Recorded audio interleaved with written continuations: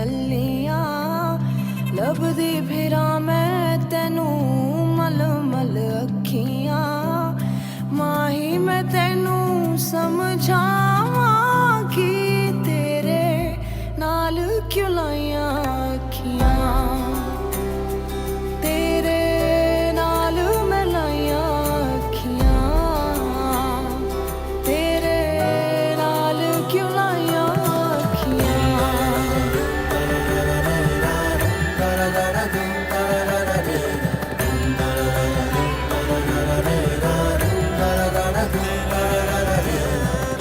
बेपरवाह मैं तेरे इश्क च बंधियां बस तेरा मुखड़ा दिसे बाकी ते मैं अंधियां माही मैं तेनू समझावां कि तेरे नाल क्यों लाइयां अखियां तेरे नाल मैं लाइयां अखियां तेरे नाल क्यों लाइयां। पहली बार वाले ज़्यादा लोग हैं। आप कौन आयशा जो हैं आप पहले आंटी नजमा को मिली हुई हैं शायद? मैं आपसे मिली थी जी मेरे पास आई थी आप, लेकिन बाबा जी के पास नहीं आप आई हुई पहले। ये बाबा जी का घर है। बाबा जी को मैं पहली बार आमने सामने एज बाबा जी यहाँ मिला था। साल पहले दादा साहब में वैसे मुलाकात हुई थी, किसी ने भेजा था कि किसी ने मिलने जाओ, वो एक अलहदा किस्सा, मैं नहीं जानता था। लेकिन जब बाबा जी के तौर पे जो इन्हें मिलने आया, बार बार इनका मैसेज तो यहीं आया था। ये इसे आस्थाना भी कहते थे।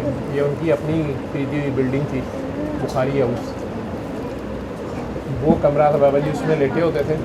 ये एक्सटेंशन की शादियाँ किताबें भी बहुत ज़्यादा बाबा जी पड़ी होती। एक कंप्यूटर पड़ा होता था, उस पर वो वेबसाइट के स्कोर अपने चेक करते रहते थे। वेबसाइट का बड़ा शौक़ था कि कितने लोगों ने विज़िट कर लिया surahrahman.com। खुश होते रहते थे। तो जो लोग पहली बार आए हो, ये कमरा, इसमें बाबा जी का गद्दा लगा होता था, बेड उस तरफ सर जो है उनकी टांगे इधर को करके वो लेटे होते थे। कॉर्नर में वॉशरूम है और ये कॉर्नर पे जो कबर्ड है वहाँ पे भी बुक्स थी। एक छोटा सा टीवी पड़ा होता था कॉर्नर में, इधर कंप्यूटर पड़ा होता था, इधर भी बुक्स थी।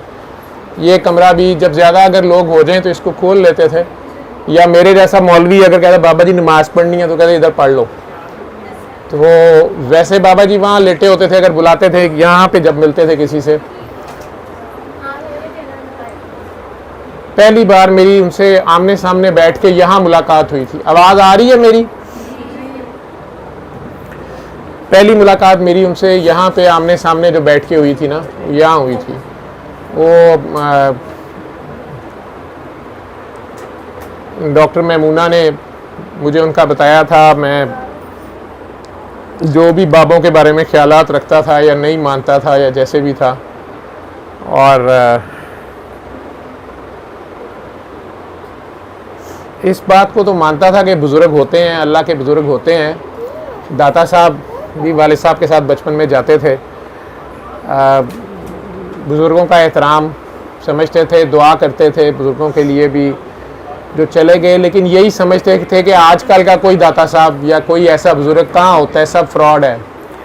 और अपने जहन में जो क्राइटेरिया होते थे कि वो बहुत नमाजी, परहेज़गार, हर वक्त मस्जिद में रहने वाला, बहुत बड़ी सफ़ेद दाढ़ी, माथे पे मेहराब, और कोई बहुत ही कह लें कि बस अल्लाहू अल्लाहू अल्लाहू उनका हो रहा हो, और जो भी एक जहन में ख्यालात होते हैं। फिर दिल में ये भी होता है कि अगले बंदे को खुद सारा पता चले ना, ये खुद सारी बात करे। मुख्तलिफ ख्यालात या सोचें जैसे थी, तो वो तो कभी ना मिला कोई। सुनते थे अखबारात में मुख्तलिफ उलमा, मशाइख का, बुज़ुर्गों का, पीरान का, मुख्तलिफ पॉजिटिव नेगेटिव किस्से भी सुनते थे। इसी तरह बड़े हो गए, जवान हो गए। जब खुद मुसीबत में फंसा, उस वक़्त जब डॉक्टरी ने जवाब दिया तो मुख्तलिफ जगह गया भी। जामिया अशरफिया में मौलाना अब्दुर्रहमान अशरफी साहब से मिला था, वो मुझे याद है। और वो अपने घर मुझे बिठा के मेरे से बात करते रहे। लोगों को वो तावीज़ भी दिलवाते थे, जिन का, भूत का। मेरे से बस स्ट्रेट फॉरवर्ड बात करते थे। और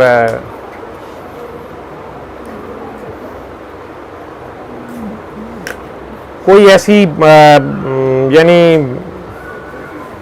मुझे उनके पास ना कोई चेंज आई। वो हंस देते थे और कहते थे आप दुआ करें, आपको तो पता है इस बीमारी की शिफा अल्लाह ने देनी है। एक आध बार कोई तावीज़ भी दिया उन्होंने। इसी तरह और बहुत सी जगह पे गया, लेकिन ना मुझे तावीज़ों पे यकीन होता था, ना करता था। उस वक्त तो फंसा हुआ सारा, जैसे कोई कुछ कह देता था, लेकिन मुझे अपने आप में वो चेंज नहीं आती थी, फील ही नहीं होती थी। टेस्ट वेस्ट भी शुरू में करवाता था, वो वैसे ही होते थे। बाबा जी से यहाँ मिलने से 1 साल पहले मैंने वो वाक़या सुनाया हुआ है। अगर आप लोगों ने नहीं सुना हुआ तो वो सुना देता हूँ। वैसे उस वक़्त बाबा जी वो वाक़या सुनाने से मना करते थे, वो अपनी साइड को वो बहुत छुपाते थे। तो बाकी इसी कमरे में यहीं बैठे बैठे रात गुजर जाती थी कई बार। बाबा जी जब तक इजाज़त नहीं देते थे मैं नहीं उठता था। पहली बार जब कहीं आया था तो वो इमरान ने कामी के हाथ मैसेज दिया था। इमरान छोटा भाई है जिसकी डॉक्टर मैमूना से बाद में शादी की पाई थी बाबा जी ने। तो उसने कामी को कहा था कि जब कामी और मैं आए, ये बाहर वाली सीढ़ियाँ जब चढ़ने लगे, मैं खड़ा ही हुआ कि यही घर है, बेल करनी है। कामी कहता है कि इमरान ने कहा था कि उन्हें कहना कि इन लोगों के पास या तो सिरे से जाते नहीं हैं, और जाएं तो अपने मायार, अपने फीते, अपनी तकड़ियाँ, चेकिंग के औजार वो सारे बाहर छोड़ जाएं। हाँ, उनकी अगर कोई दुआ है ना, वो ना कहें, वो अपने दिल में मांग लें, कोई बात ना करें, ठीक है। और उन्होंने इन्हें यही कहना है कि मैं भी अल्लाह से मांगता हूँ, तुम भी अल्लाह से मांगो। और बाबा जी ने यही वर्ड बोले, मैंने बोला नहीं, वो किसी को कह रहे थे मैं भी अल्लाह से मांगता हूँ, तुम भी अल्लाह से मांगो। लेकिन सीढ़ी चढ़ने से पहले तक इनकी मर्जी होगी, लेकिन जब जाएं तो अपनी मर्जी से जाएं, समझेंगे कि ये अपनी मर्जी से आए हैं, लेकिन उठे ना जब तक वो ना कहें। तो मैंने कामी को बड़ा डांटा कि ये क्या बात हुई, मेरी 3 हॉस्पिटल में ड्यूटी है, मैंने जाना भी है, वो नहीं कहेंगे तो ये क्या तरीका हुआ। बस जब मुझे हो गई बात, अगर मुझे कोई बात अच्छी नहीं लगी मैंने उठ के आ जाना। कामी ने आगे से मुझे कहा कि जी वो आपकी मर्जी है, मैंने इमरान का मैसेज आपको दिया। इमरान भी छोटा था, मैंने कहा मैं क्या वो कहाँ से ये रूल्स रेगुलेशंस बना रहा है। लेकिन जब यहाँ आया, ओ पता नहीं बाबा जी के पास वो क्या कशिश थी या क्या, वो एक सुकून था। एक तो वक्त का नहीं पता चलता था, दुनिया की कोई चीज़ याद नहीं रहती थी आपको। बाबा जी सामने बैठे होते थे, ना वो कोई लंबी तकरीर करते थे, अपनी मर्जी से बात करते थे। अगर कोई लोग बीच में आते थे, मेरे बैठे हुए वो मंगवाते रहते थे लोगों को, नीचे से इंटरकॉम पे फ़ोन आना, जी वो फ़लाँ आया या फ़लाँ आया, उन्होंने कहना भेज दो। कई बार उन्हें पहले बताया भी होता था फ़लाँ ने आना। जैसे हमारा बताया हुआ था तो हम सीधे, हमें कहा था ऊपर चले जाएं जी। हम इधर आए, दरवाज़ा खोला मैंने, जाड़ी वाला ये दरवाज़ा था, तो हंस के कहते हैं पागल डॉक्टर आया। ये उन्होंने, ओए पागल डॉक्टर तू आ गया, पागल डॉक्टर आया। पता नहीं क्यों कहा उन्होंने। गुस्सा कर गया, बटन उसका सही नहीं लग रहा होगा। Thank you. तो फिर उसके बाद जब भी वो कह देते थे, ज़्यादातर तो उनका फ़ोन आता था, इतनी जुर्रत ही नहीं होती थी मुंह उठाओ और आ जाओ। बल्कि सच्ची बताऊं तो बीच में मेरे चोर भी होता था, मेरे काम थे, जॉब्स थी 3, और मेरे लिए आना, टाइम निकालना। तो बहरहाल बाबा जी के पास बैठे हुए यहाँ पे लोग तो वही आते थे, अपनी अपनी मुसीबतें, अपनी अपनी प्रॉब्लम्स, अपनी बातें लेके कि हमें ये मसला है, वो मसला है। मैं देखता था बाबा जी बस उन्हें दुआ कराते थे। कभी कभार सूरह रहमान सुनने का कह देते थे, नहीं तो बस दुआ करवा देते थे, और साथ फिर कहते थे कि सूरह रहमान सुनना। कभी कभार सुनवाते थे खुद यहाँ पे, कभी कभार। नहीं तो यही कहते थे घर जाके 7 दिन सुननी है, दुआ करना, पानी पीना, या पास सीडी पड़ी होती थी वो दे देते थे, ये सुन लेना। कुछ लोगों को वली हक करवाते थे, बहुत कम लोगों को कसीदा बुर्दा शरीफ का कहते थे, फालज वालों को। अदरवाइज सूरह रहमान, सूरह रहमान, सूरह रहमान हर काम के लिए, अल्लाह वाली दुआ। अगर किसी ने कहना कि जी हमारे पास सुनने के लिए कोई चीज़ ही नहीं है, टेप डेक या कुछ भी, ये मोबाइल भी उस वक्त इतने नहीं थे सबके पास, तो वो कह रहे थे कोई बात नहीं, सिर्फ 3 बार अल्लाह कह के पानी पीते रहना, यही रिजल्ट आ जाएगा। गांव वगैरह के जो लोग होते थे कई बार आते थे सुन के। बहुत से लोग तो यहीं पे वो दुआ के दौरान एकदम उठ जाते थे, कहते हम ठीक हो गए हैं, हमें पता नहीं क्या हो गया है। इसी तो देखो 3 शू होगा, ट्रिपल वाला मल्टी शूज होता है।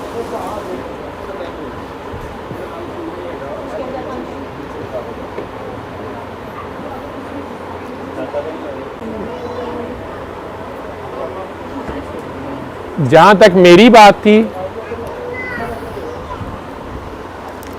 हमारे घर के बिल्कुल सामने एक अम्मा जी रहती थी, फौत हो गई हैं, बेटी अभी उनकी हैं। लाहौर कॉलेज की वो रिटायर्ड प्रिंसिपल थी शायद, या सीनियर प्रोफेसर थी, सैयदा थी। बड़ा हम लोगों से प्यार करती थी, मिलती नहीं थी मोहल्ले में किसी से भी, बड़ी जलाली सी थी, गालियाँ वालियाँ भी कई बार गुस्से में डांट भी लगा देती थी अगर बच्चों का बॉल चला जाए। सड़क पे जो बच्चे खेलते थे, किसी भी मूड में वो आ जाती थी। लेकिन हमारे घर से उनका ताल्लुक़ था, अमूमन बैल दे के तो वो कोई ना कोई काम कह देती थी कि ये सब्ज़ी ला दें, या उनके मियाँ सैयद साहब जो थे वो फौत हो गए थे कुछ अर्सा पहले, वही हमारे सामने ही। तो अब वो दोनों माँ बेटी थी, बेटा उनका जर्मनी उस वक्त होते थे, बाद में आ गए। तो उन्होंने कभी कभार रात को या किसी टाइम बेल करना कि ये चीज़ ला दें बाज़ार से, तो वो कामरान या इमरान छोटे थे, ये लोग ला देते थे। कई बार वो घर भी एक बार उन्होंने बुला लिया कामरान को, कुछ सांप निकल आया। बाद में इसने बताया, हमें तो नहीं पता था, पहली बार इसने आके डराया सारों को, या बताया कि वो पता नहीं उनकी बेटी एक कॉर्नर में कुछ पढ़ती थी, फिर वो कहती थी कि वो फलां जगह पे देखो सांप है, तो एन उस जगह पे वो सोफे को मैं परे करता था तो बहुत सांप का एक बच्चा सा था या क्या था, वो बड़ी तेज़ी से कहीं उधर चला जाता था, मैं उसको मारने की कोशिश करता था तो वो फिर छुप जाता था। फिर वो कुछ पढ़ती थी तो वो कहती थी, उसका दीवार की तरफ मुंह होता था तो वो कहती थी फलां चीज़ को देखो, उसके नीचे देखो कारपेट के, तो वहाँ होता था। तो इसने कहा बड़ी मुश्किल से मैं वो जो है ना कोशिश की है, लेकिन सांप मरा नहीं, पता नहीं कहाँ चला गया अब। तो उन्होंने अब कहा कि अब आप जाएं, वो चला गया है, वो हमारे जिन्नों ने उसको काबू कर लिया और पता नहीं क्या, और ये भी कोई शरारती जिन था। और अम्मी ने इसको डांटा, ने कहा तुम घर बता के जाया करो और कोई जरूरत नहीं है। लेकिन आपस में मजाक में बात खत्म हो गई कि तेरी पॉकेट में तो नहीं आ गया, तेरी जेब में तो नहीं है। कुछ दिन इसको छेड़ते रहे। कभी कभार वो शाम को हम क्रिकेट अगर सड़क पे खेल रहे होते थे तो वो अपना बाहर वाला जो कह लें कि रैंप था, उसको उन्होंने दिलवा देना और डांट देना कि इसके ऊपर कोई ना आए, आज नाना जान ने आना है, आज बगदाद से दादा जान ने आना है, हमें ना समझ आनी कौन से नाना दादा जान आते हैं, इनके पता ही नहीं था। लेकिन वो बड़ी सख्ती करती थी इस पर। वो एज ए डॉक्टर मेरा ख्याल था कि ज़हनी तौर पर बूढ़ी हो गई हैं, वो डिमेंशिया की स्टेट है, वो उसमें शायद हैं, या इबादत कर करके उनकी अपनी एक हेल्यूसिनेशंस हैं, और बेटी शायद उनकी वैसे ही इसी तरह हो गई है साथ रहते रहते। उन्होंने एक दिन, मैं घर से निकल रहा था, मुझे रोका, मैं समझा कोई काम है, मैं रुक गया, सलाम किया उन्हें, बाइक पे था मैं, तो मुझे कहती हैं अभी मैं बाबा जी से नहीं मिला हुआ था। तो शायद मैं अल्लाह से दुआएं ज़रूर करता रहता था कि कहाँ है कोई बंदा तेरा, या इसके वसीले से मुझे अगर कोई दुआ भी है, या मुख्तलिफ बातें सुनी थी, दरबारों पे भी हो आया था। तो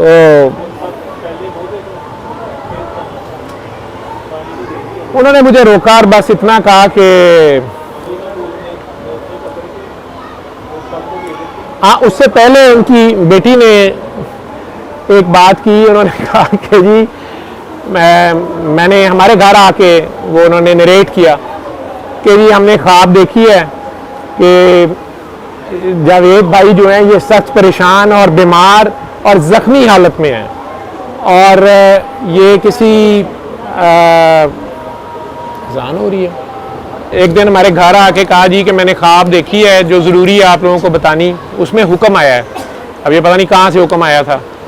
उन्होंने कहा कि उन्होंने ख्वाब देखी है कि हम सारा घर बहुत परेशान सड़क पे जा रहे हैं और उसमें एक जो हाथ पे चलाने वाली रेडी टाइप लकड़ी की होती है 2 पहियों वाली, उसके ऊपर मैं हूँ लेटा हुआ और बहुत ज़ख्मी हालत में परेशान। और अतीक भाई जो रेहाना बाजी के हस्बैंड भी हैं, अतिया के भाई भी हैं और मेरे फूफो के बेटे भी हैं, वो नेक्स्ट हमारे नेबर थे, नेक्स्ट डोर नेबर, वो भी सामने ही रहते थे, मेरी सगी बहन। तो मैंने कहा जी अतीक उसको धकेल रहा है रेडी को और आप सब लोग परेशान साथ साथ हैं जुलूस की सूरत। और वहीं पे अल किताब स्कूल था एक साइड पे हमारे नेक्स्ट गली में, कि उस अल किताब स्कूल में जाके तो अतीक भाई वो रेडी ले गए हैं और वहाँ पे उन्होंने वो रेडी उठा दी है, डॉक्टर साहब को अंदर फेंक दिया है और ख़ुद भी अंदर चले गए हैं। और बाकी सारे जो हैं वो पता नहीं वहीं खड़े हैं या परेशान हैं या क्या है। तो उनके मुताबिक ये था कि इसके मुताबिक हुक्म ये है कि डॉक्टर जावेद साहब और अतीक साहब दोनों वो कुरान करीम को बिस्मिल्लाहिर्रहमानिर्रहीम से शुरू करें और वन नास तक एक ही सिटिंग में हर सतर पे बिस्मिल्लाहिर्रहमानिर्रहीम बिस्मिल्लाहिर्रहमानिर्रहीम बिस्मिल्लाहिर्रहमानिर्रहीम पढ़ें और ये उन्होंने एक ही बार में सारा ख़त्म करना है। अब मैं तो पहले लिफ्ट नहीं कराता था इन बातों को, मैंने कहा अच्छा जी ठीक है। अतीक ने भी हाथ छोड़ा, वो भी अपनी मौज का बंदा है। लेकिन कुछ दिन बाद वो दोबारा आ गई, उन्होंने कहा जी इन दोनों ने किया नहीं है, इन दोनों के लिए हुक्म आया था तो इन्हें कहें कि ये करें। तो रेहाना बाजी ज़रा बहुत मरवत वाली भी हैं, वो पीछे पड़ जाती हैं। उन्होंने मेरी भी क्लास ली,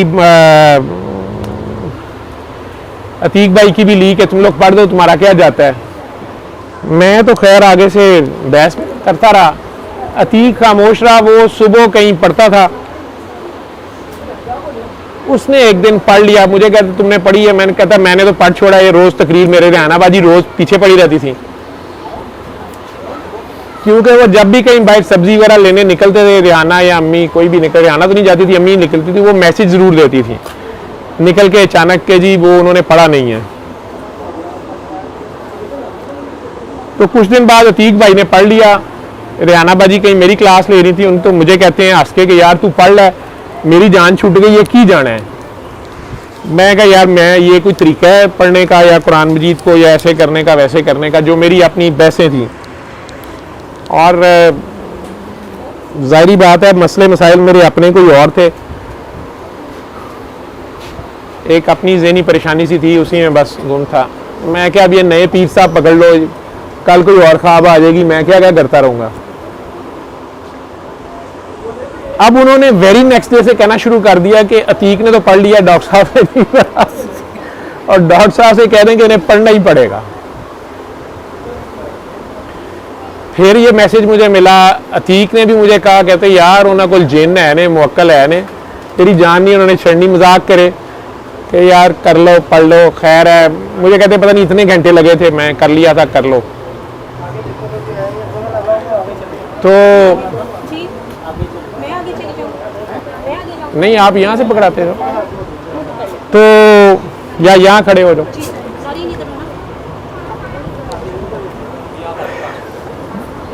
बताना यही था कि वाकई कुछ दिन और गुजरे, उनका रोज़ाना इसरार बढ़ता गया। अब मैंने आखिरकार एक दिन तंग आके पढ़ना शुरू किया। अब मुझे याद पड़ता है कि शायद सेंटर में मैं पहुंचा हूँगा तो मैं सो गया। मैं रखा कुरान भी तो सो गया। अगले दिन उन्होंने फिर ये कहा कि उन्हें कहीं साफ नीयत से करें, उन्होंने पूरा नहीं किया। हम जिस तरह बचपन में कारी साहब को कहते थे सबक याद हो गया, या बीच में ही पूरा पूरा रुकू आगे चले जाते थे, जब दूसरी तीसरी बार पढ़ रहे होते थे तो दोहराई हो रही होती थी तो फिर दोहराई बड़ी जल्दी कर लेते थे। तो अल्लाह माफ़ करे, मैंने कहा इधर भी चल जाएगा, बस पढ़ लिया मैंने काफ़ी।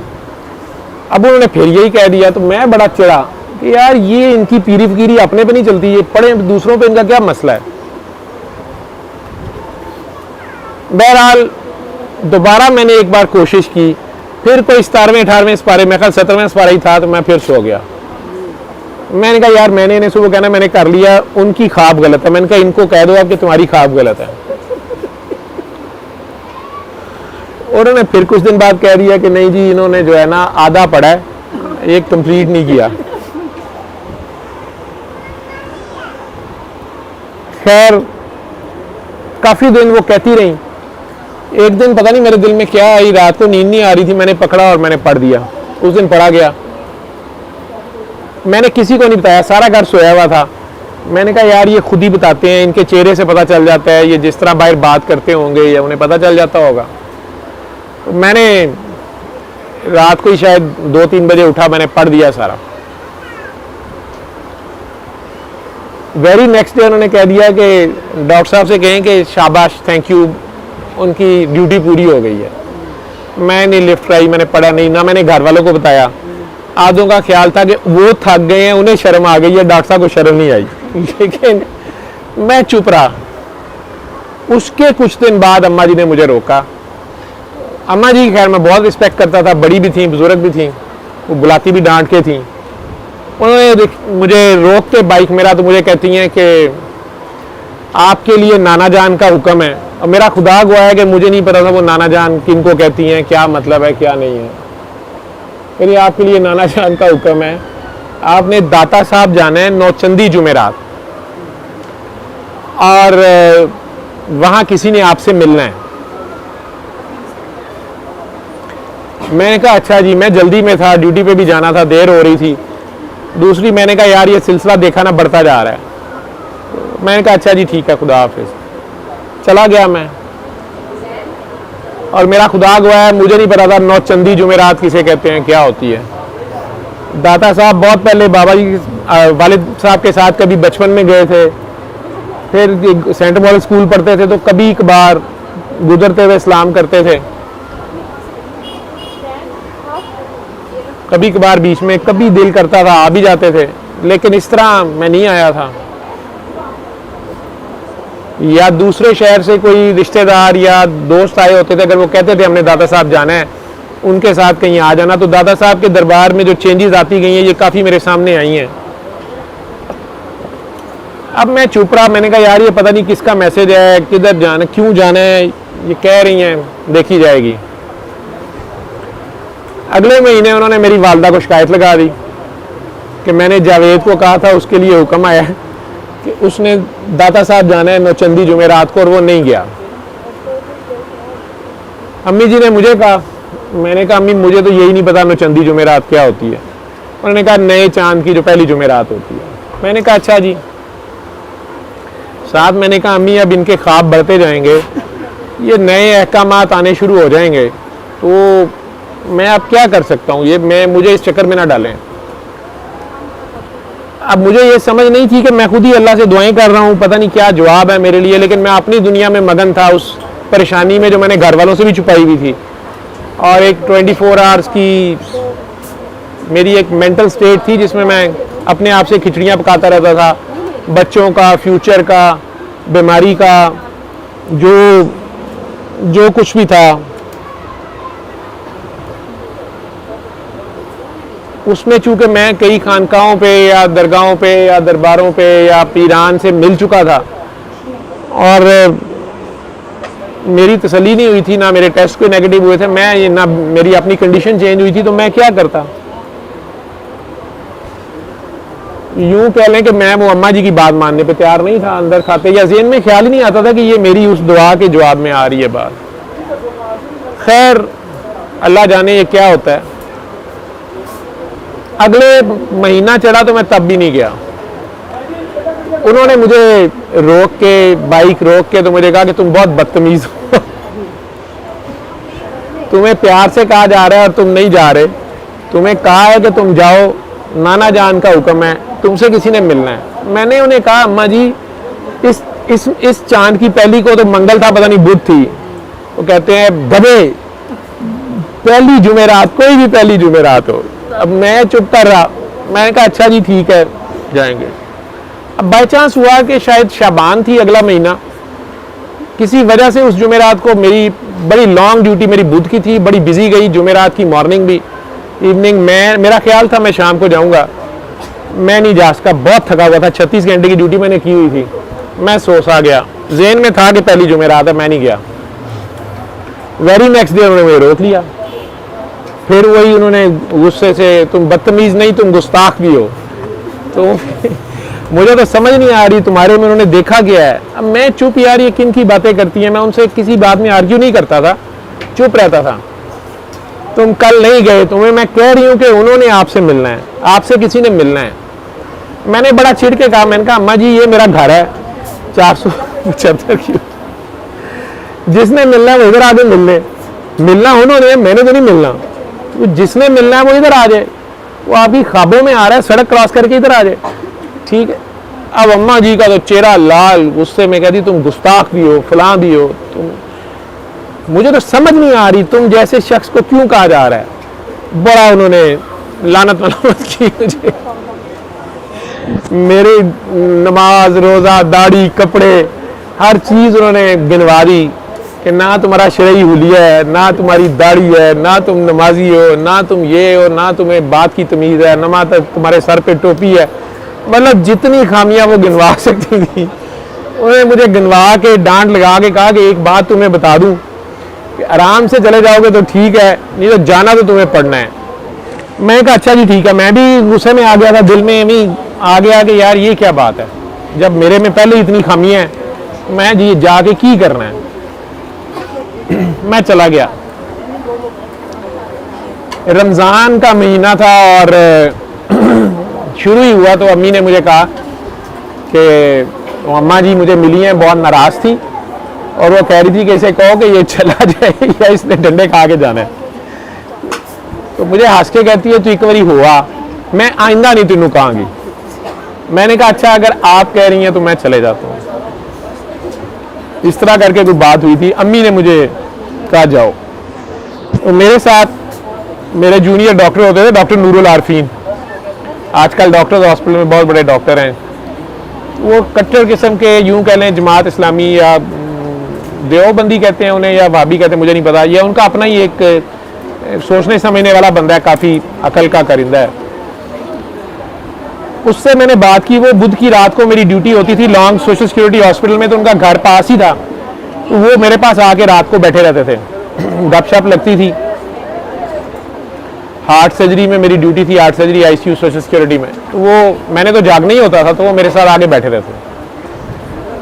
मैंने उससे जिक्र किया, मैंने कहा यार तुम कह रहे थे तुम्हारा घर पहले दाता साहब के साथ था। वो अपने किस्से सुनाना शुरू हो गया, यानी दरबारों पे आने वालों का मजाक उड़ाना शुरू हो गया। अपनी तरफ से उसका ख्याल था कि मैं तो मॉडर्न बंदा था।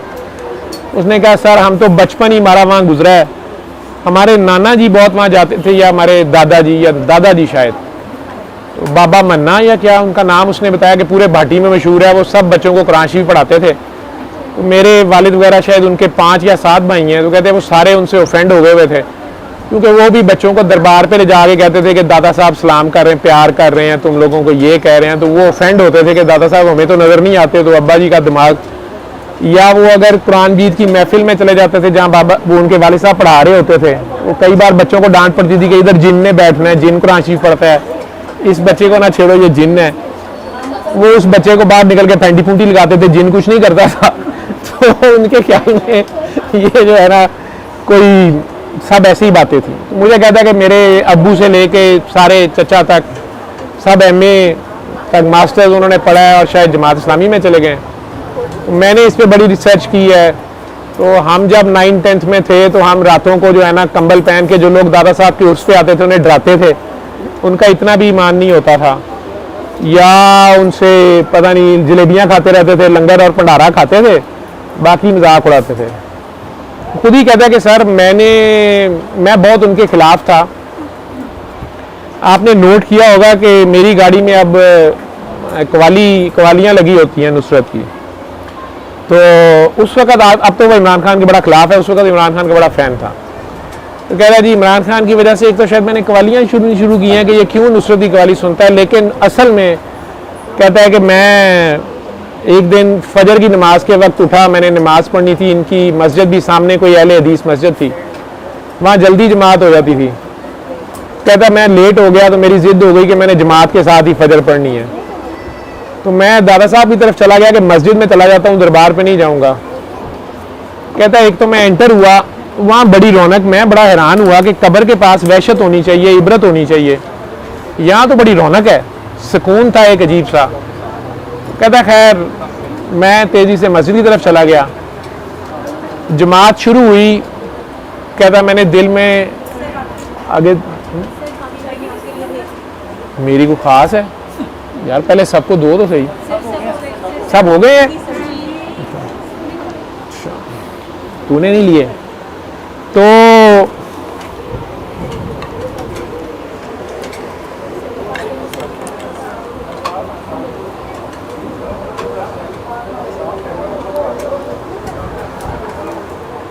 डॉक्टर आरफीन मुझे सुनाना शुरू हो गए कि मैंने वहाँ नमाज जब शुरू की, दिल में अल्लाह से माफ़ी भी मांग ली कि अब मैंने तो नमाज जमात से पढ़नी है, मुझे नहीं पता यहाँ जायज़ है ना जायज़ है, कबूल फरमाई। तो कहता है इसी हालत में मैं नमाज शुरू ही की तो वो कारी साहब ने इतनी खूबसूरत तलावत की, शायद सूरह हशर की आयात थी या कौन सी, या सूरह बकरा की आखिरी। तो कहते हैं सर इतनी खूबसूरत तलावत थी कि मेरा जो सुभान अल्लाह था ना पूरी मस्जिद में गूंजा, और लोगों का भी गूंजा, और मेरे दिल की कोई अजीब हालत थी।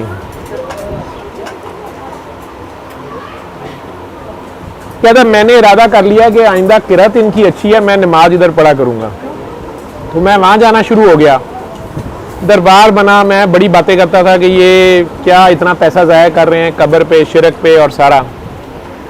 कहता अब ये कवाली नुसरत फ़तेह अली खां की शुरू हो गई हवाल, तो मैंने कहा यहाँ क्या होता है देखते हैं। बस वो कवाली मैंने देखी, तो अब मैं कवाली ज़रूर सुन लेता हूँ। तो सर आपने नया दरबार देखा? मैंने कहा नहीं मैंने तो नहीं देखा। कहता नहीं सर बड़ा बड़ा पैसा ज़ाया किया है, शायद नवाज शरीफ ने बेवकूफ़ है, फलाना है, और इतना पैसा लगा दिया, वहाँ से फलाना स्कूल उखाड़ दिया, वो सारा स्कूल था वहाँ पे, हाल था, वो अहाता था, वो सारा शामिल हो गया। मैंने कहा अच्छा, मैं तो बहुत पुराना गया हुआ हूँ। मैं क्या कल चले इत्तेफाक हॉस्पिटल से ड्यूटी के बाद।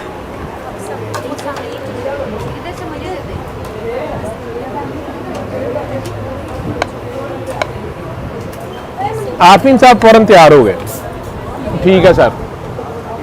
तो जुमेरात थी और हम इत्तेफाक से निकले हैं, ज़रा लेट ही वहाँ से निकलते निकलते हमें 9-10 शायद बज गए। रमज़ान था, पहली जुमेरात थी, 2001 की बात मैं कर रहा हूँ। तो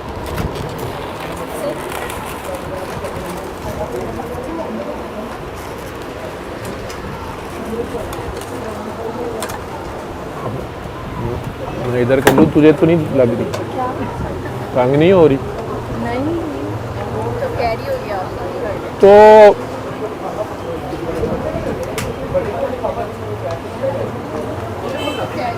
दाता साहब हम एंटर हुए वो सोने वाले दरवाजे के पास से, जहाँ सोने वाला दरवाजा साइड की गली से। आरफीन की कमेंट्री जारी थी, हाल भी उसने दिखाया मुझे एक कवाली वाला। मैं चुप करके फिरता रहा, दिल में दुआएं मांगता रहा कि या अल्लाह जिसने मिलना है वो आज मिल ले, मुझे दोबारा ना आना पड़े। मेरी ड्यूटी बहुत सख्त थी।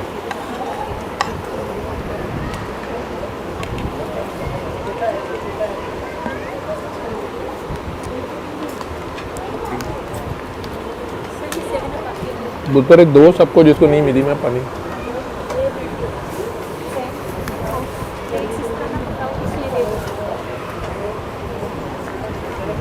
अब दादा साहब एंटर हो गए। वहाँ उस वक़्त इलामा इकबाल का ही एक शायरी की एक किताब लगा हुआ था, एक वासिफ साहब का लगा हुआ था, वो भी पढ़ा हमने। मैंने वहाँ खड़े होकर फातिहा पढ़ी। मुख्तलिफ लोग सोए हुए थे, कुछ बाबे महवे तस्बीह थे, बड़े बड़े दाढ़ियों वाले, मुख्तलिफ मनके पहने हुए, किसी ने लिबास बड़े रंगों बिरंगे थे। मैं काफियों के पास रुका भी, किसी ने मुझे लिफ्ट नहीं कराई। कईयों को मैंने सलाम किया, बात सलाम करके कोई बात नहीं। तकरीबन दादा साहब के दरबार के इर्द गिर्द जितनी जगह थी अंदर, वहाँ जितने भी मुझे पहुंचे हुए बुजुर्ग नजर आए, जो सोए हुए थे उन्हें भी थोड़ा सा हल्का सा ठुड्डा मार लिया गुजरते गुजरते, उनकी आंख खुली उन्हें कर दिया।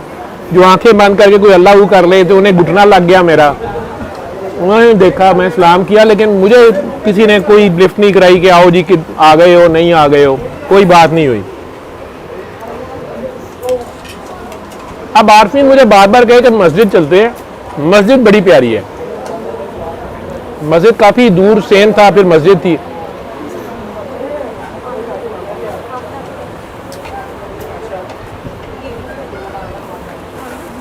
मेरा था कि यार जिसने मिलना है जल्दी मिले यहाँ पे। अब इसको तो उसको तो मैंने बताया नहीं हुआ था, लेकिन मेरी इस सारी तगोदो को ना उसने भांप लिया। उसने कह ही दिया, कहता है सर आप किसी को तलाश कर रहे हैं, किसी ने आना है, क्यों आप इधर फिरे जा रहे हैं। अब मैंने उसे सारी कहानी सुना दी अम्मा जी वाली। ओए होए होए, आरफीन था मेरा जूनियर, सर कहता था, मेरी इज्जत करता था, अभी भी करता है। इस मामले में उसने कोई लिहाज नहीं किया, अल्लाह दे ते बंदा ले। वो शुरू हो गया तकरीर, उन्होंने कहा सर आप इतने तुहम परस्त हैं, आप वो माई के कहने पे आ गए हैं।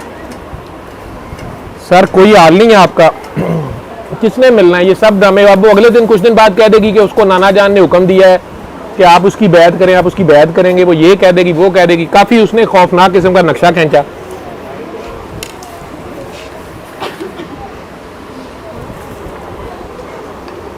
एक जगह हल्का बना के वो सेन में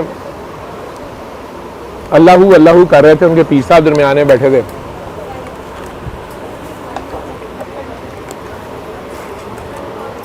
अब मैं भी नॉन सीरियस मोड में आ गया, मिला तो कोई था नहीं, घंटा डेढ़ हो गया था उधर खज्जल होते हुए। मैं उधर खड़ा हो गया, अब उनके पास खड़े हो गए, मैं देख रहा हूँ, बाकी लोग भी देख रहे हैं। मैं ऊंची आवाज में आरफीन कह रहे हैं कि यार ये क्या कर रहे हैं। वो कहता है सर ये जिक्र कर रहे हैं अपने शेख के साथ। तो मैं कहा यार आराम से कर लें। वो गर्दन बड़ी जोर से ऐसे, शायद जरब लगाना कहते हैं, बड़े जोर से अल्लाहू अल्लाहू ऐसे कर रहे थे। तो मैं कहा यार आराम ना कर लेना, उन्होंने अल्लाह ने भी वक्त पाया, हू ने भी वक्त पाया, गर्दन को बल पड़ जाएगा। उनमें से एक आदमी घूर के मुझे देखा, आरफीन ने मुझे खींचा, कहता सर मार खानी है, तुसी क्या कर रहे हैं, कुट पेगी। आरफीन है पतला दुबला सर, सुलझू आदमी है, लड़ाई वाला नहीं है। मुझे कहता है सर की कर दे पे हो। आगे चले तो मुझे याद पड़ता है कि वो गंजा आदमी था, वो बैठा हुआ था बिल्कुल सेंटर में, और वो लगता भी था कि जैसे इंडिया में मैं देखता हूँ उनकी पिक्चर्स हिंदू प्रोहर टाइप जो होते हैं, उन्हें गेरवे रंग का एक वो साड़ी सी बंधी हुई थी, आधा जिस्म उसमें से नंगा था जैसे खवातीन पहनती हैं। माथे पे उन्होंने इधर तिलक शिलक लगाया हुआ था, कोई कांटे शांटे भी पहने हुए थे, कुछ जेवर सा था उंगलियों शुंगलियों में, और बहुत बड़ा एक डंडा सा भी उन्होंने पकड़ा हुआ था, उस पर पता नहीं क्या कुछ चढ़ाया हुआ था। और जो बच्चा सा एक खड़ा था उसकी बोदी थी एक, सिर्फ पूरा गंजा था लेकिन दरमियान में एक खजूर का दरख्त था उसका। वो एक कपड़ा सा वाइट लेके ना उनके सर के ऊपर करके इस तरह खड़ा था, जैसे चादर नहीं करते ऊपर सर के, वो नीचे दोजानों बैठे हुए थे दादा साहब के दरबार की तरफ मुंह करके, लेकिन बहुत दूर बैठे हुए थे सेन में। मैं उधर जाकर खड़ा होगा, जोरदार मैंने सलाम मारा, उसने नहीं आंखें शाके खोली, उसने भी नहीं, वो बच्चा भी नहीं हिला अपनी जगह से। मैं पास खड़ा हो गया काफी मैंने किया कि यार इसकी तपस्या ये क्या मांग रहा है, या इसकी इच्छा पूरी कर दी जाए। मतलब मैं मजाक में आ गया हुआ था कि बाल मांग बच्चे मांग, क्या मांगता है, इस तरह का मेरा मूड था। जारी बात है वो दो थे, मार भी क्या पड़ती, हम भी दो थे, लेकिन टोटल मैं अपने इस शरारत के मूड में आ गया ना। आरफीन कह रहा सर जल्दी चले, मस्जिद चले, ईशा पढ़ लें। 11-12 का रात का टाइम था। कहता आपने ईशा पढ़ ली हुई है? मैं कहा नहीं, घर जाके आराम से पढ़ूंगा। कहता नहीं सर जी इतने ही पढ़ने हैं। मैं ये क्या कर रहे हैं? कहना सर करन दे, इतने हज़ारा तमाशे ने, एक गुरु चेला है वो अपनी तपस्या कर रहा है। मैं क्या यार वो तो आराम नाल थले बैठे हैं, इनू कदी सजा दियां बाहां आकड़ गई ने, तपस्या दे दी है, वो नहीं बोले बीच में ना, वो चुप बैठे हुए अपनी जो जिस ध्यान में भी थे। जाहिर बात है उन्होंने भी कोई सलाम दुआ नहीं की, तो अब मैं और क्या करता, वहां से हम मस्जिद में चले गए। मस्जिद में रात मुझे याद है 11 साढ़े 11 का टाइम था, रमज़ान था, जुमेरात थी, कोई महफिल नात शायद ख़त्म हुई थी या पता नहीं क्या, लेकिन इसी तरह बिरयानी की प्लेटें कुछ खाली कुछ खाई हुई मस्जिद में ही, कुछ गिरे हुए, बेतहाशा लोग सोए हुए या लेटे हुए। अब वहाँ नमाज पढ़ने की नहीं ना जगह नहीं मिल रही थी मुझे कि जहाँ साफ खाली हो, अगली एक साफ खाली हो और मैं आराम से नमाज पढ़ लूँ। अब लोगों को फलांगते फलूंगते या कई जगह लोग बैठे हुए हल्की फुल्की वो नाते या अपना कुछ पढ़ रहे थे या बातें कर रहे थे। मुझे गुस्सा आ रहा था कि मस्जिद का तकद्दुस जो है ना उसके हिसाब से ये ठीक नहीं है। कह कुछ नहीं रहा था कि यहाँ का कल्चर होगा, थके हुए लोग हैं, पता नहीं क्या चक्कर है। तो भैया लोगों को फलांगते फलांगते बिल्कुल जो अमाम की मेहराब है ना उसके पास जगह थोड़ी सी खाली नजर आई, उतना सा हल्का, 2-3 सफ़े वहाँ खाली थी।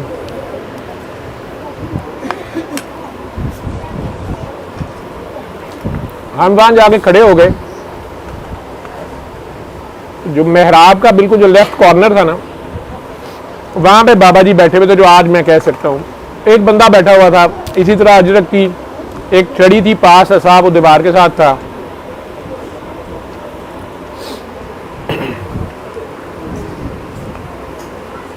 मैं उस वक्त गौर नहीं किया, 2 सफ़ों का फासला था। उनके पास एक बंदा बड़ा मर्दमाना, उन्होंने दीवार से टेक लगा के, उनका मुंह मेरी तरफ था, तो एक बंदा मर्दमाना उनके पास बैठा कोई बात कर रहा था।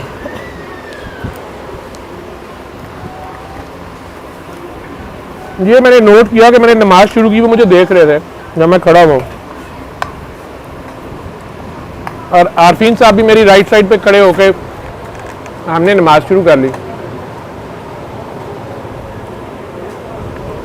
अभी मैंने अल्लाह अकबर किया है, उधर से उन्होंने मेरी उनसे आंखें 4 वैसे ही तो उन्होंने आगे से ऐसे कर दिया।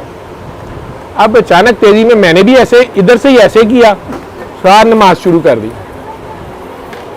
अब नमाज पढ़ते हुए आप लोगों का भी पता नहीं कभी ऐसा वाकया हुआ है कि नहीं, लेकिन ध्यान नमाज की तरफ थोड़ा और इधर चला गया कि यार ये बंदा कौन है, इसने मुझे क्यों सलाम किया है, ओहो शायद ये मेरा पेशेंट है या इन्होंने मुझे पहचान लिया है, कोई मेरे जानने वाले है।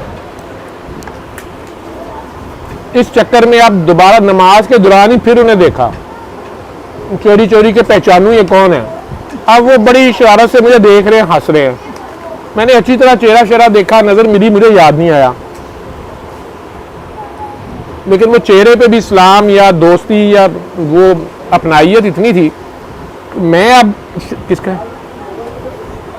मैं शर्मिंदा ही जा रहा हूं कि या मेरे मौला ये कौन है। अगर नमाज खत्म होने के बाद इन्होंने मेरे से मिले तो मुझे तो याद ही नहीं आना ये कौन है। शायद मेरे कोई पेशेंट हैं या किसी पेशेंट के वालिद हैं या पता नहीं कौन है, क्योंकि उस वक्त लाहौर में ज़्यादा पॉपुलर प्राइवेट हॉस्पिटल इत्तेफाक ही था, बहुत लोग आते थे। 7-8 साल से मैं वहाँ था, फिर सोशल सिक्योरिटी में हार्ट सर्जरी में था, फिर जनरल हॉस्पिटल में ट्रेनिंग कर रहा था, वहाँ था।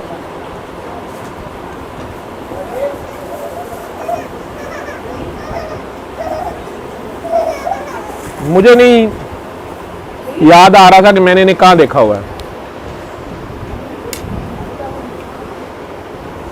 पहली रकत हो गई,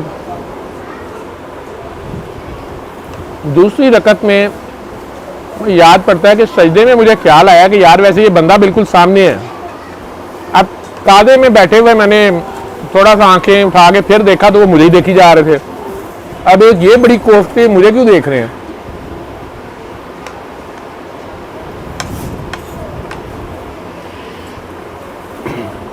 मैं जब देखूं आगे से देख रहे होते थे और वो हंसते थे ऐसे जैसे सलाम कर रहे हो, मैं नमाज अपनी शुरू कर दूंगा। यार ये क्या तरीका, ये बंदा क्यों देख रहा है मुझे, बंदा कौन है ये।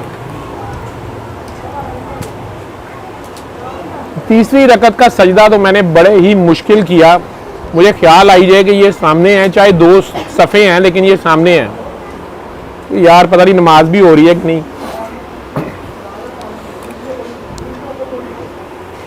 लेकिन तीसरी रकात में से जब मैं उठा हूं ना तो मेरे दिल में आया कि अल्लाह मियाँ, अब सारी मस्जिद में तो जगह नहीं थी, मैं तो यहाँ पढ़ रहा था, इसको नहीं पता ये कोई बैठने की जगह है, क्यों बैठे हुए हैं, और ये नहीं पता कि मैं नमाज पढ़ रहा हूँ, ये उठ जाए आगे से।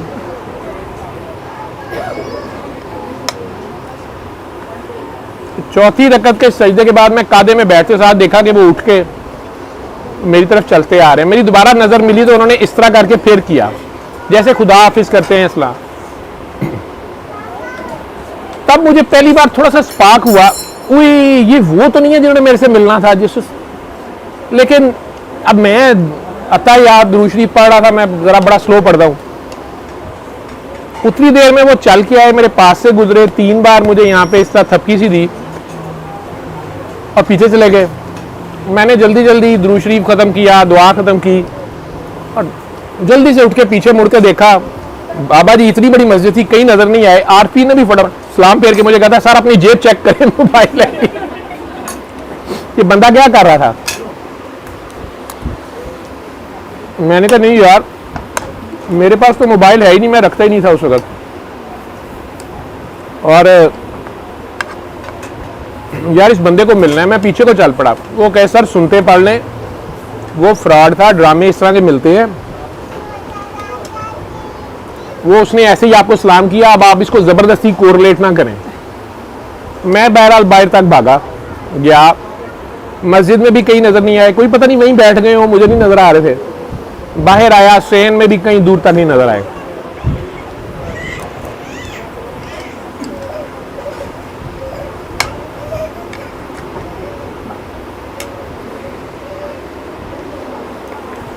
नमाज ख़त्म की, हम आ गए।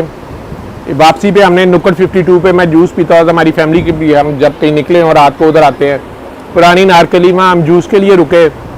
आरफी ने मुझे और कुछ वाक़यात सुनाए, खौफनाक बाबों के, जाली बाबों के, ड्रामों के।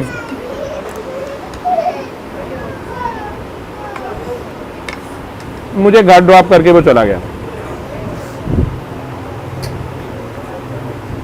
मुझे याद है कि वेरी नेक्स्ट डे मैं हॉस्पिटल जा रहा था तो अम्मा जी फिर गेट पे थी।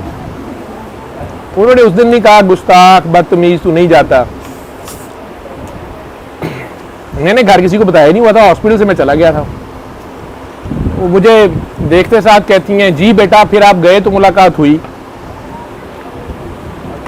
मैंने उन्हें ना बड़े स्पार्ट लहजे से, मैं रात से सारी सोच रहा था कि यार ये क्या है। तो आज अम्मा जी से 2 टोक बात कर लूंगा कि मैंने अपनी शर्त पूरी कर दी, अब और कुछ नहीं करना।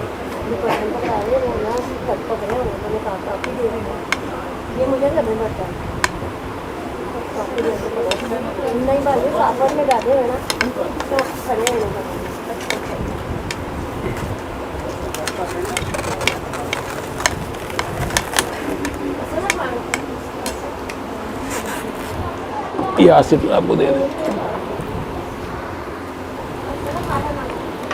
मैंने अम्मा जी मुझे कहती हैं जी बेटा आप गए थे, मुलाकात हुई। तो मैं बड़े स्पार्ट चेहरे से उन्हें कह दिया कि जी अम्मा जी मैं गया था। मुलाकात हुई है? मैंने कहा जी नहीं। कहते हो ही नहीं सकता।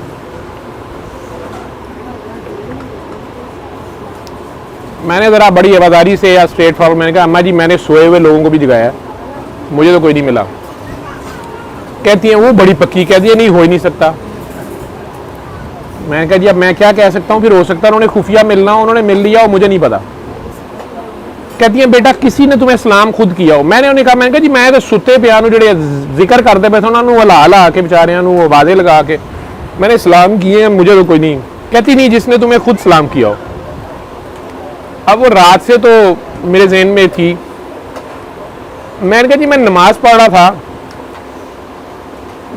नमाज में एक सामने साहिब थे, उन्होंने शायद सलाम किया था, मैंने इस तरह करके, लेकिन मैं नमाज शुरू करने लगा था तो वो किया था। कहती बेटा उन्होंने आपको 3 थपकियां तो नहीं दी थी? अब मैंने अम्मा जी को थोड़ा सीरियसली लिया। कह रहे वो मिले, आप नमाज के बाद मुलाकात हुई? मैंने कहा नहीं जी इस तरह मैं नमाज ख़त्म कर रहा था। मैंने अम्मा जी को अब सारी नरेशन दे दी, सच्ची सच्ची बता दिया कि इस तरह नमाज शुरू में ही मैंने सलाम किया था। उन्होंने बाद में वो हंस हंस के देखते थे तो मुझे मसला पड़ गया था, ये मेरे सामने बैठे हैं, मैं नमाज पढ़ रहा हूँ।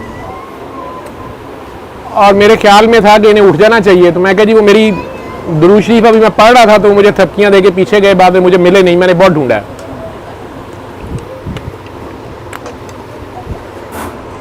वो अम्मा जी जो इतनी जलाली थी, इतनी सख्त थी, डांट के बात करी थी, अम्मा जी तो मरने वाली होगी। हाय बेटा वो किस तरह के थे, वो तुम्हें जिंदगी में जब भी दोबारा मिले तुम वादा करो कि तुम उन्हें मेरे से मिलवाओगे, उन्हें मेरे पास लेके आओगे। मैं कह ले अम्मा तो आप नहीं मिली। अच्छा अम्मा आप कुरेद कुरेद के मेरे से हुलिया पूछे, बेटा अब साथ अम्मा ही करे, बेटा आपको उनके पीछे भाग जाना चाहिए था, बेटा उन्हें छोड़ना नहीं था, आपको पता नहीं वो कौन है। मैं कह जी वो कौन है, नहीं बस मैं नहीं बता सकती। बेटा अच्छा वो किस तरह के थे, मैं कहा अम्मा नू ए पता है वो कौन सन, ए नहीं पता किस तरह के सन। अब मुझे बड़ी चिड़ थी इन बातों से। मैं कहा अम्मा जी मुझे नहीं पता, इस तरह एक अजरक सी सिंधी चादर मैंने कहा जी ली हुई थी, सिंधी टोपी थी और गोल्डन, मैंने वो ग्लासेस उनकी थी वो जिसके साथ चेन लोगों ने लगाई होती है ना गले में वो गिर ना जाए, वो ग्लासेस उन्होंने पहनी हुई थी। मैं कहा जी वो चेन वाली कोई रिमलेस सी एक गोल्डन ऐनक थी जो मुझे याद रह गया, और एक डंडा बहुत बड़ा था उनके पास, वॉकिंग स्टिक थी उनके पास। अम्मा कहे बेटा तुमने नमाज रहने दो, वो बाद में ईशा की नमाज थी, घर पढ़ लेनी थी, उनको पकड़ना था। मैं को अम्मा आज अजीब बातें कर रही है। खुद सारे मोहल्ले की लानत मलामत होती थी कि तहज्जुद के वक्त किसी की लाइट नहीं ऑन होती, कोई उठा नहीं होता, कोई फजर पढ़ने नहीं जाता, जिसकी मर्जी क्लास हो जाती थी। आज अम्मा कह रही है नमाज छोड़ देनी थी, तूने मिल लेना था। मैंने क्या मिलना था, मैं अब चुप था कि अब मैंने और क्या करना। मैंने कहा अच्छा अम्मा जी मुझे इजाजत है, मैंने तो शर्त पूरी कर दी थी। मुझे कहती बेटा आप ना अगली जुमेरात फिर जाना। मैं कहा जी मेरे हथ देखो, ठीक है मैंने नहीं जाना। मैं कहा जी उन्होंने मिलना होगा ना वो खुद ही आ जाएंगे। कहती हैं यार तुम अजीब आदमी, मुझे ये नहीं बात समझ आती, तुम्हें पता है ये किसने मुझे कहा था कि मैं कहा जी मैंने नहीं पूछना। मेरा ज़ाती ख्याल था उनकी अपनी आपस की कोई बातें हैं जिस दुनिया में भी वो रहती हैं। ऊपर से आरफीन की भी तकरीर मैंने सुनी हुई थी, वो बात आई गई हो गई। साल गुजर गया, अगला रमज़ान था, 27वीं की रात थी जब मैं यहाँ बैठा हुआ था, और यही तस्वीर वहाँ लगी हुई थी। उस वक़्त से बड़ी नई तस्वीर थी, ये ऊपर सराहने पे थी। बाबा जी यहाँ लेटे हुए थे, मुझे एंटर होते साथ उन्होंने कह दिया पागल डॉक्टर आया है। कामी मेरे साथ था, एक आध मियाँ बीवी और बैठे हुए थे, एक आध शायद और कपल आया था। बाबा जी ने थोड़ी देर बातें की, डॉक्टर मैमूना की बात की, सूरा रहमान की बात की। उसके बाद मुझे पागल कही जा रहे थे, फिर कहते हैं तुम्हारे तो बड़ों को भी पागल कहते हैं, तुम्हारे तो गांव सारे में पागल कहते हैं। मैं कहूँ यार ये क्यों मुझे ऐसे कह रहे हैं।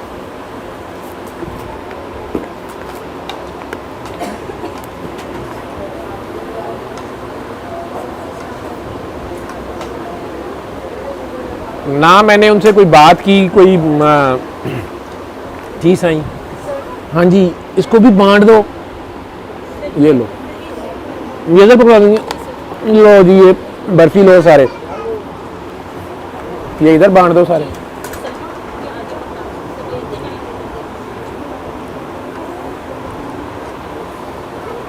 कड़ाले पड़ गई मुझे। अच्छा तो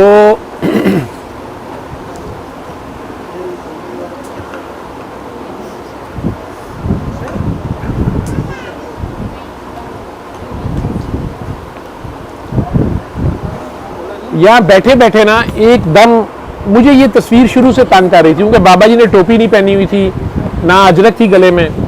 बाबा जी सफ़ेद सलवार कमीज में लेटे हुए थे, बाल खिचड़ी हुए हुए सारे, उनके वाइट ग्रे बाल थे,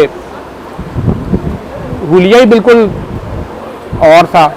दूसरा मेरे ज़हन में ख्वाबो ख्याल में नहीं था कि साल पहले की जो मुलाकात हुई हुई है, लेकिन ये तस्वीर मुझे तंग करे कि ये बंदा मैंने कहाँ देखा हुआ है। और इतनी वो डिफरेंट तस्वीर थी, यानी तस्वीर में बाबा जी की लुक को जो बाबा जी लेटे हुए थे ना, वो मुझे नहीं समझ आई कि ये इन्हीं की तस्वीर है। मैं अब बाबा जी बात कर रहे थे, मैं दिल में सोचूं कि इनसे पूछूं कि ये तस्वीर आपके पीर साहब की है, ये कौन है, कहाँ है। बहुत सोचूं मैंने इस बंदे को कहाँ देखा हुआ है, मुझे याद ना आए। बाबा जी भी अपने ध्यान बातें करी जा रहे हैं। अचानक कहते हैं चलो जी दुआ करते हैं। दुआ कर ली, सब ने आंखें बंद की। अच्छा जी आंखें खोल दो, जिस तरह बाबा जी दुआ कराते होते थे, 3 बार अल्लाह अल्लाह अल्लाह ऊंचा उन्होंने कहा। आंखें खुलवाई, मैंने देखा तो कामरान बैठा रो रहा था। मैंने कहा इसको पता नहीं क्या हुआ, इधर मैं बैठा हुआ था, इधर एक और बुजुर्ग थे जो उस दिन नज़ीर बाबा मेरे पीछे बैठे हुए थे। मैं कहा मुझे लगता है कि ये और इनकी वाइफ थे, पहली मुलाकात थी। इन्हें बाबा जी कह रहे थे कि तुम्हारे मुर्शद वही रहेंगे, कोई सियालकोट के थे, वो बता रहे थे लोग। बाबा जी ने कह रहे थे कि तुम्हारे मुर्शद वही रहेंगे, मैं तुम्हारा दोस्त हूँ, और आए थे तो तुम सब मरीज थे, जा रहे हो तो डॉक्टर हो, तुम सारे ही डॉक्टर हो, तो मैं तुम्हारा दोस्त हूँ, ये हूँ वो हूँ, लेकिन मुर्शद तुम्हारे वही रहेंगे। इस तरह की कोई उनसे बात हो रही थी। मैं वो भी बात, मेरा कोई इंटरेस्ट नहीं था, मेरा इंटरेस्ट था तो वो तस्वीर में था कि ये तस्वीर वाला बाबा कौन है। अब अचानक उन्होंने कह दिया दुआ करो। दुआ कर ली तो कामरान तो रोना शुरू हो गया। मैंने कहा ये पता नहीं क्यों रो रहा है। इधर देखा तो वो खातून भी रो रही थी, वो बुजुर्ग भी रो रहे थे, एक आध और कोई जो बंदा था वो भी रो रहा था। मैं ही बीच में से कोरा वैसे ही बैठा हुआ था। उन्होंने उस बंदे से पूछा क्या हुआ है। उसने कहा जी खाना काबा नजर आ रहा था, मैं खाना काबा में था, पता नहीं जमजम पी रहा था, क्या हो रहा था। दूसरों से पूछा, उन्होंने कहा जी रोशनी थी बहुत ज्यादा। वो खातून कहने लगी जी मेरे जिस्म पे अभी तक लर्जा तारी है, मुझे पता नहीं क्या हो गया है, कपकपी है, खौफ आ रहा है। उन्होंने कामरान से पूछा, कामरान साहब भी कहे जी कि खाना काबा था और वो मेरे गिर्द घूम रहा था। मैंने कहा लाहौल वाला कुवत पड़ दिया, इस्तगफार। मैंने कहा यार ये पता नहीं क्या बकवास कर रहा है, ऐसे कैसे हो सकता है। तो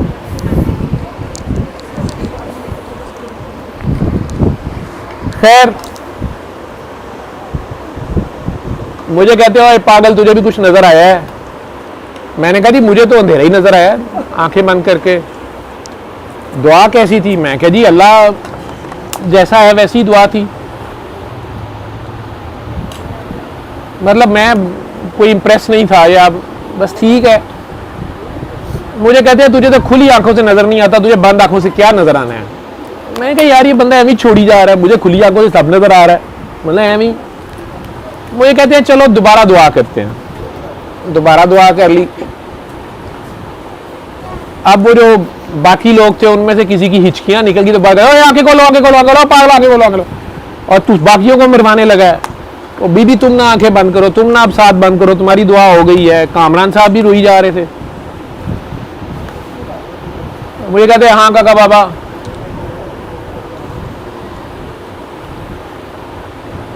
क्या हुआ? मैंने कहा जी कुछ नहीं हुआ। कहते हैं हाँ तुझे होना भी कुछ नहीं है, तू मेरी तरह सुनमुन बुकमुन पता नहीं क्या है। मैंने आस्के कहा सुमुन बुकमुन उम्यून। मैं समझा कुरान शरीफ की आयत पढ़ रहे हैं, मुझे टाट कर रहे हैं कि तू सुमुन बुकमुन उम्यून है। कह रहा नहीं, कुछ लोग होते हैं वो सुनमुन होते हैं, मुझे भी कुछ नहीं फील होता, तुझे भी कुछ नहीं फील होता।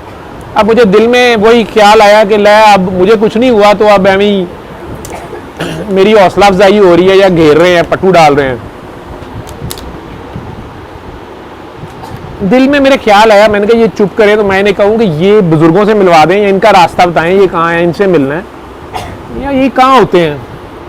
उतनी देर में एकदम उठ के कहते हैं तुझे क्या नजर आना है, तुझे खुली आंखों से नहीं नजर आ रहा। चल इस तरह कर, मैंने आज तक 3 बार किसी को दुआ नहीं कराई, चल एक कोशिश और करते हैं। मैं कहने लगा बाबा जी मैं मुनाफिक बंदा हूं, मुझे कहाँ कुछ होना है, छड्डो परे।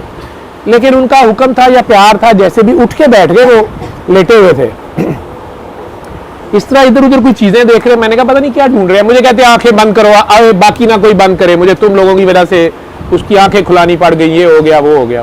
अच्छा कर ली आंखें बंद।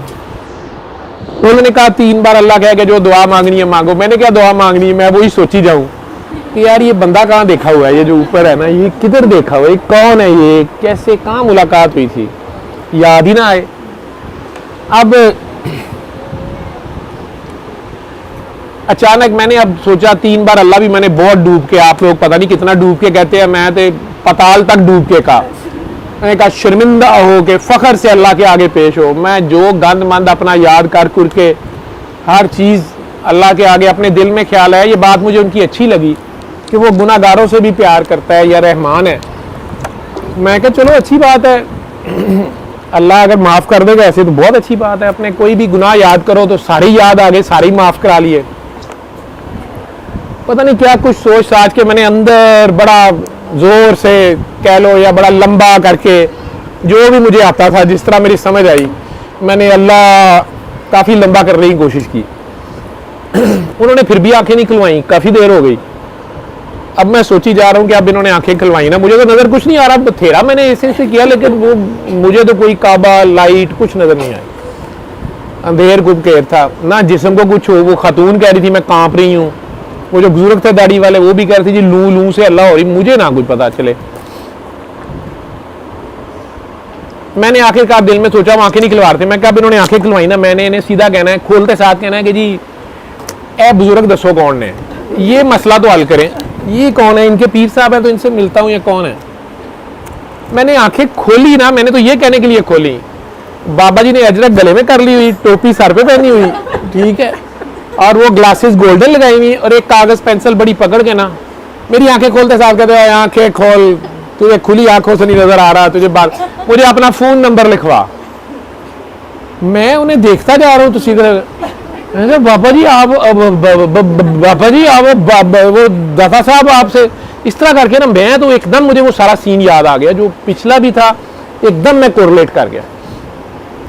मैं कहूँ आपको, मैं वो दाता साहब आपने मुझे वो सलाम किया था, ओ बाबा कभी दाता गया नहीं, बाबे का क्या काम है? मैं कहा नहीं बाबा जी वहाँ मस्जिद में थे आप, बाबे को तो मस्जिद में कुछ जाने नहीं देता, ईंटें मारते हैं, बाबा मस्जिद में कहाँ और जा रहे थे, बाबा किधर मस्जिद में? मैं कहा बाबा जी पिछले साल रमज़ान में आप उधर थे, आपने सलाम किया, मैं नमाज पढ़ा था, आपने मुझे 3 थपकियाँ दे के आप गए थे, और यार पता नहीं क्या वाई तबाई बकी जा रहा है, बाबा मस्जिद में दाता साहब, बाबे को कभी बड़े नहीं गए उधर, बाबे को क्या पता हो। अब मुझे ना समझ आई ये क्यों नहीं मान रहे। मैं कहूँ जनाब आपने यही टोपी थी, यही ग्लासेस थी, यही आपकी अजरक थी, मुझे अम्मा जी ने भेजा था। कौन सी अम्मा जी? मैं कहा जी उन्होंने कहा था, नाना जान ने कहा है नचंदी जुमेरात जाओ। मैं बात सुनाना चाह रहा था सारी, क्योंकि मैं एकदम सरप्राइज हो गया कि ये काम बंदा मिल गया दोबारा। कह रहे यार मुझे नहीं पता, पता नहीं कि तू खुद भी पागल, तेरे मुलाकात भी पागल, पता नहीं फलाने भी पागल है, नहीं तू आ गया बाबा नचंदी जुमेरात, बाबा कभी इतवार को नहीं गया उधर, बाबा इधर ही होता है, बाबा नहीं जाता मस्जिद सस्जिद। मैं बड़ा ही अब पुट ऑफ हो गया कि यार बंदा तो वही है, ये मान ही नहीं रहे। लेकिन इतना मैं तस्वीर देख के अब देखूँ ना, मैं कह जी ये तस्वीर आपकी है, कहते अब पता नहीं किसकी है तुझे कुछ नहीं नजर आता, तू पागल है। अच्छा अपना फ़ोन नंबर लिखवा। अब मैं फ़ोन नंबर लिखवाई जाऊँ और वो आगे से लिफ्ट ही नहीं करा रहे, आगे से फिर वही। मैंने कहा बाबा जी आप वाकई नहीं कभी दाता साहब गए? अरे कभी गया होगा मुझे नहीं याद। मैं कहा नहीं मस्जिद में, और मस्जिद में कहाँ मुझे कोई जाने देता है, वो लाहौल पढ़ देते हैं, बागा भाग आता है, ये वो।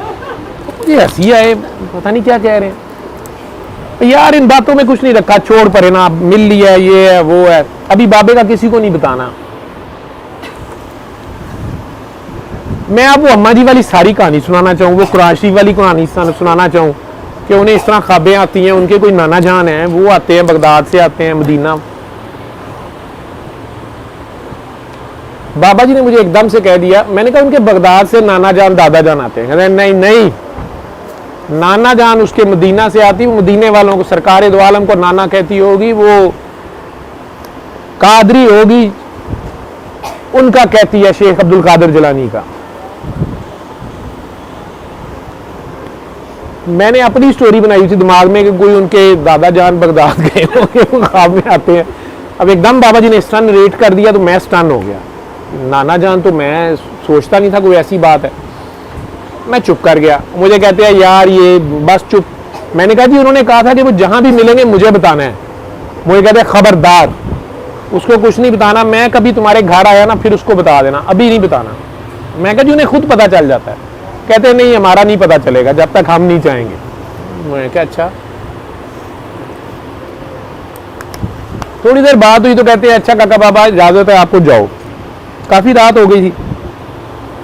मैंने उठते हुए कहा, मैं कहा जी ये सूरह रहमान का मैं बाकी पेशेंट्स को बताता होता हूँ, मैं बताता जाऊँ, इजाज़त है। क्योंकि ये बात कहीं मैंने जामिया अशरफिया में या कुछ सुनी थी अब्दुल रहमान साहब से, वो किसी को कह रहे थे कि तुमने इजाज़त के बगैर क्यों कर लिया। वो तो मैंने फ़लाँ को कहा था, कोई विर्द उन्होंने बताया था किसी बंदे को, उनके कोई स्टूडेंट्स थे, मुझे नाम भी याद पड़ता है, उबैद, हाफिज़ उबैद या इस तरह करके कोई 3-4 लोग थे। तो वो कोई बीबी थी, वो कह रही थी कि आप पता नहीं फ़लाँ को कह रहे थे कि फ़लाँ को तो मैंने कर लिया तो मुझे ऐसे हो गया। तो वो डांट के कह रहे थे कि बगैर इजाज़त नहीं करते। तो इस तरह की बात मैंने थोड़ी सी सुनी हुई थी। उस वक्त तो मुझे ठीक नहीं लगी थी। मैं कहा यही इजाज़त की क्या चक्कर हुआ। लेकिन बाबा जी को मैंने इस तरह का देखा, मैं कहा जी अगर आपकी इजाज़त है तो मैं बताता रहूँ, मैं पेशेंट्स को बताता हूँ।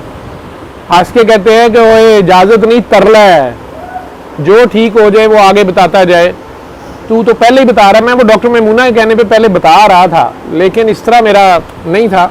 उस दिन जब उन्होंने दुआ कराई सारा, मुझे लगा बड़ा अच्छा कि चलो इसी बहाने मरीज़ को खुदा याद आ जाएगा या उसके पास रहमान। ये आइडिया बड़ा अच्छा था, जो कि खुद गुनाहगार था, कि यार गुनाहगार बेचारे को एक उम्मीद हो जाएगी कि अल्लाह तो अभी भी प्यार करता है तो कर लेते हैं। वो मैंने इस चलाकी में कहा या जैसे भी कहा। तो आगे से कहते हैं कि इजाज़त नहीं, तरला है, और पागल ये जो तू 10 साल से दुआ मांग रहा है ये उसका जवाब है। उस वक्त नहीं मुझे समझ आई 10 साल की दुआ ये क्या कह रहे हैं। वो बाद में मैंने कोरिलेट किया, क्योंकि मैं जब से डॉक्टर बना था मुझे 10 साल हो गए थे और मैं अल्लाह से दुआ मांगता था कि तूने हर मर्ज की शिफा नाजिल की है। वो कहाँ है, मुझे बता दे, मैं मुफ्त बांटूंगा। परेशान थोड़ा मैं उन्हें होता रहा कि 10 साल से दुआ तो वो मांगता हूँ, वो तो नहीं मैं इनसे पूछ रहा, वो तो मैं अल्लाह से पूछ रहा हूँ, ये कैसे बता सकते हैं। लेकिन ये कुछ चीज़ें थी, परेशानियाँ थी, कुछ सवाल थे जो मेरे जेहन में उस वक्त टीजिंग पॉइंट्स बन गए। सोचता मैं रहा कि ये कैसे मुझे जानते हैं, मैं 10 साल से क्या दुआ कर रहा हूँ क्या नहीं कर रहा। बाद में समझ आई कि कुरान शिफा है और शिफा मिन जाने बल्ला है, और कुरान का हरफ हरफ शिफा है। और जब आप फंसे होते हैं तो आप रहमान को ही पुकारते हैं। बस ये पहली मुलाकात थी उनसे। उसके बाद जब पहली बार बाबा जी मेरे घर आए हैं तो मैंने उन्हें बताया कि वो अम्मा जी ने कहा था याद कर मैं उन्हें बुलाऊं। कहते हैं ठहरो पहले बाबा अपने आस्थाने पे जाएगा। तो बाबा जी ने ऊपर एक कमरा था, उसमें पहले दिन से कब्जा कर लिया था कि मेरा आस्थाना है, खुद ही चले जाते थे वहाँ पे। वो खाली पड़ा होता था, हमें नहीं पता वो कैसे सीधे वहाँ चले गए। नई बिल्डिंग ऊपर बनी थी, बेड बस होता था। कहते हैं बाबा आस्थाने पे जाएगा और वहाँ आए वो। मैंने कहा बाबा जी उनके तो घुटने बहुत ख़राब हैं, 80+ हैं, उनसे सीढ़ियाँ नहीं चढ़ी जाएंगी। कहते मिलना होगा तो आ जाएगी। बाबा जी तो चले गए। अम्मी भी मुझे कहें बेटा वो उनसे तो सीढ़ियाँ नहीं चढ़ी जानी। मैं कहा जी कह रहे हैं। अब जाके उनकी बेल की, रात के टाइम डरते डरते उन्होंने भी खोल लिया दरवाज़ा। मैंने उन्हें बताया बाबा जी वो वाले आए हैं जो मुझे मिले थे और ऐसे। उफ वो तो पागल ही हो गई। कहती अच्छा मैं आ रही हूँ। अच्छा जी, वो दोनों माँ बेटी आ गई। कहाँ है बाबा जी? हमने कहा जी वो ऊपर बैठे हैं, ऊपर जाना पड़ेगा। कहती मैं तो सीढ़ियाँ नहीं चढ़ सकती, उन्हें को नीचे आए। मैं कहा जी वो कह रहे थे जिसने मिलना है ऊपर आए। कहते नहीं आप उन्हें मेरा जाके कहें, उन्हें बता दें, मेरा नाम ले जाके। मैंने कहा जी अच्छा। मैं ऊपर गया, बाबा जी को बताया। बाबा जी कहते उसे कहो जिसने मिलना ऊपर आ जाए। अब उन्होंने अपनी बेटी को कहा तुम ऊपर चले जाओ और उन्हें कहो कि मैं ऊपर नहीं आ सकती। जब मैंने बता दिया दोबारा जाके, अब मेरी वालदा भी उनकी वकालत करना शुरू हो गई। मुझे कहती बेटा बाबा जी से रिक्वेस्ट करो, कैसे ये ऊपर चढ़ेंगी, ये बहुत बूढ़ी हैं। मैं कह जी मैंने कहा, उन्होंने कहा मिलना है तो ऊपर आ जाए, चढ़ लेंगी ये। वो कहती मैं तो एक सीढ़ी नहीं चढ़ सकती, मैं कैसे चढ़ूंगी? मैं कह जी पता नहीं। थोड़ी देर बाद उनकी बेटी नीचे आई, कहती है कि अम्मा वो कह रहे हैं आपको ऊपर आना पड़ेगा। अम्मा कहती तुमने मेरा नाम बताया था? जी मैंने बताया था। अम्मा बड़े जलाल में उठी जनाब, सीढ़ियां पकड़ के। तो कहती हैं अब ये तो मुझे बड़ी देर लगेगी।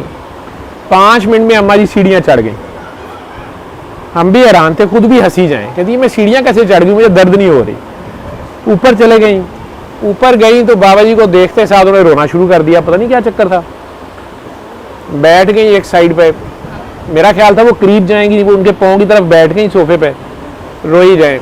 बाबा जी कहें बस ठीक है बेटा बाबा सलाम हो गया, जाओ काम करो। काफ़ी देर वो बैठी रही, फिर वो चली गई। आखिरी दिन जब बाबा जी सेकंड लास्ट टाइम मेरे घर आए हैं, 18 जनवरी थी शायद, मुलाकात को 2 साल सवा 2 साल हो चुके थे हमारे। 2005 में बाबा जी के पर्दा करने से 20 दिन पहले बाबा जी के कज़न की डेथ हुई थी गांव में, तो वहाँ जाना था। तो बाबा जी थे और मैं और सलमान इमाम और शाहिद साहब थे गाड़ी में। बाबा जी मुझे लेने आए थे, तो मैं बकरे लेने निकल रहा था, अगले दिन बड़ी ईद थी। मुझे कहते हैं कि नहीं कपड़े चेंज करो, जनाजे पे जाना है, बकरे शकरे ये काके लाएंगे। तो मैंने कहा अच्छा बाबा जी मैं चेंज कर रहा हूँ। तो मुझे कहते हैं ये अम्मा मैं इधर की भी ड्यूटी कर जाऊँ। नॉक कर दिया बाबा जी ने, अम्मा आई तो मैं देख रहा हूँ बाबा जी उनके साथ अंदर जा रहे हैं, बड़ी खुश के मेरे घर आ रहे हैं। मैं कपड़े चेंज करके भी आ गया, मुझे बाबा जी की आवाज़ें आ रही, दरवाज़ा खुला था, मैंने देखा तो बाबा जी गली में ही खड़े। मैं गया तो अम्मा जी अपने दरवाजे में खड़ी हैं, दरवाज़ा खोल के वो गली का। बाबा जी वहीं खड़े और कह रहे हैं कि नहीं जो मैं कह रहा हूँ मेरी बात मान। वो कहे नहीं आप इसको दुआ दे, पता नहीं ये फ़कीर हो या पता नहीं क्या, वो बेटी के बारे में कह रहे थे। बाबा जी बड़े गुस्से से उन्हें कह रहे थे कि नहीं इसको इसमें से निकालो, इसको इसकी उम्र की बच्चियों वाले काम करने दो, दुनियादारी भी ज़रूरी है, और इसको आगे दुनियादारी में होश में आने दो और ये वो काम करे। अम्मा जी आगे से कह रही थी नहीं नहीं आप इसको इसके लिए दुआ कर दे, ये इस मेरे बाद ड्यूटी करे, पता नहीं क्या थी वो बात। और बार बार बाबा जी से जिद कर रही थी कि आप अंदर आएं। बाबा जी कह रहे थे मैं अंदर नहीं आऊँगा, जो मैं कह रहा हूँ वो करो।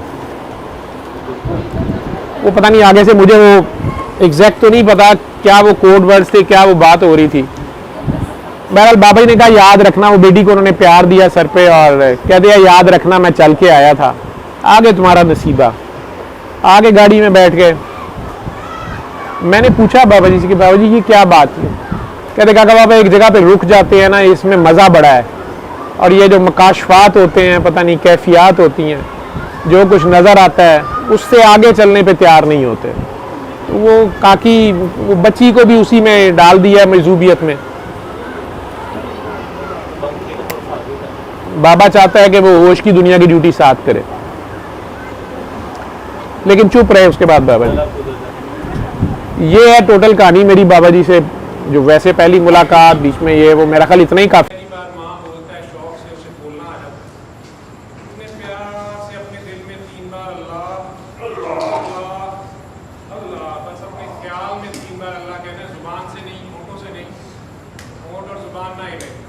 अपने ख्याल में को जितने प्यार से कहना है, और जो दुआ मांगनी है मांग लो, जब मैं कहूँगा तो आके बोलो।